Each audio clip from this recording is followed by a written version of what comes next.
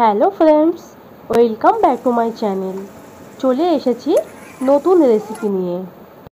আমার আজকের রেসিপি কচুরলতি চিংড়ি।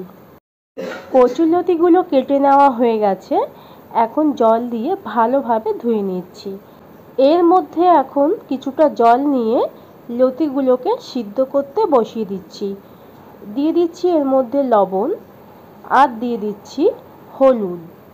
লবণ হলুদ দিয়ে একসঙ্গে কিন্তু ভালোভাবে জলের সঙ্গে মিশিয়ে নিচ্ছি। দেখো, কচুরলতিগুলো কিন্তু সিদ্ধ করে নেওয়া হয়ে গেছে।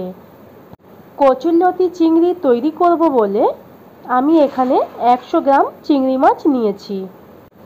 এখন চিংড়ি মাছগুলোকে আমি ভালোভাবে জল দিয়ে ধুয়ে নিয়েছি। এখন চিংড়ি মাছের ওপরের খোসাটা কিন্তু এইভাবে ছাড়িয়ে নিতে হবে, আর লেজের দিকে যেই অংশটা আছে এটা কিন্তু পুরো কেটে বাদ দিয়ে দিতে হবে। আর মাথার দিকে যে অংশটা আছে এখানে একটা ময়লা থলি আছে, এটাকে এই যে দেখো আমি টেনে বার করে নিয়েছি। আর মাথার দিকে কিন্তু এই খোসাটাকে ছাড়িয়ে মাথাটা কেটে বাদ দিয়ে দিতে হবে। আর শিরদাঁড়া থেকে একটা সরু একটা ময়লা নালি আছে, এটাকে ফেলে দিতে হবে। এই একইভাবে কিন্তু আমি সমস্ত চিংড়ি মাছগুলোকে কেটে নিয়েছি।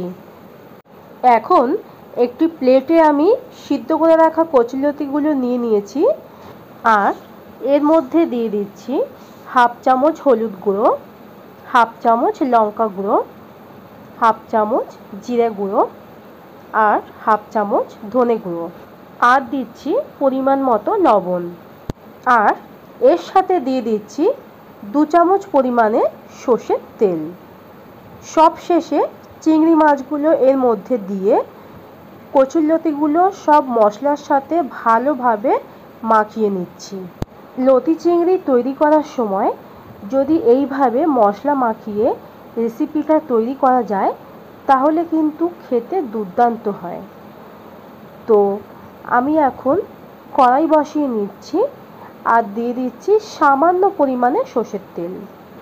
যেহেতু আমি আগে সর্ষের তেল ব্যবহার করেছি তাই এখানে কম পরিমাণে তেল ব্যবহার করলাম। তো কড়াইয়ের চারিপাশে কিন্তু এই তেলটা সুন্দরভাবে মাখিয়ে নেব, যাতে রান্না করার সময় আটকে না যায়। এখন এই মশলা মাখানো কচুরলতিগুলো কড়াইয়ের মধ্যে দিয়ে রান্না করে নিচ্ছি। এইভাবে একটু কচুরলতিগুলোকে নাড়াচাড়া করে নিতে হবে।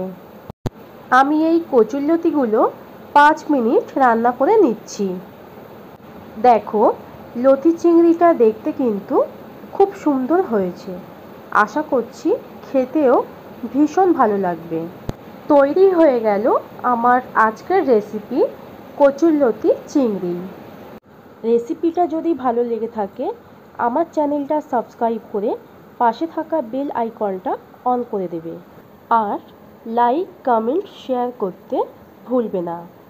আবার দেখা হবে নতুন কোনো ভিডিও নিয়ে। বাই।